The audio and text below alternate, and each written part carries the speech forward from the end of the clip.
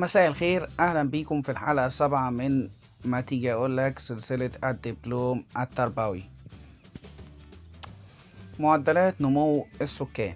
خلينا نقول إن أول تعداد حقيقي حصل سنة 1882، ودي من السنين الكبيسة في تاريخ مصر لدخول الاحتلال البريطاني مصر، وقبلها كان بيتعرف عدد السكان بشكل تقريبي من خلال التعداد الفردي أو المرتبط بالقرى أو الجنود أو الضرايب وما إلى ذلك. ومن سنة 1976 ابتدى يتعمل التعداد كل 10 سنين وانت ماشي لحد 2016،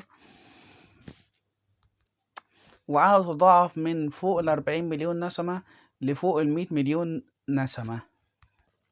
وبعيدا عن دوشة الأرقام اللي ممكن أنزلها لك، خلينا نتكلم عن أسباب المشكلة.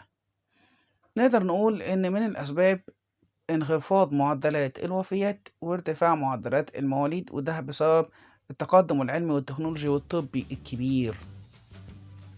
ضيف على نفس السبب ارتفاع متوسط عمر الإنسان.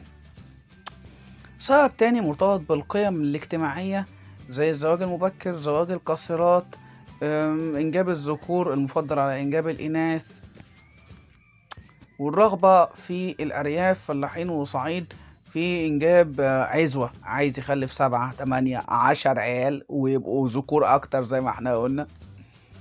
كمان في قصور في الدور التوعوي لوسائل الإعلام والإعلان، وعدم استيعاب أفراد الشعب أو الأمة للمشكلة السكانية، وقلة الوعي الأسري بالمشكلة، وكمان تضارب الخطاب الديني في الأمر ده.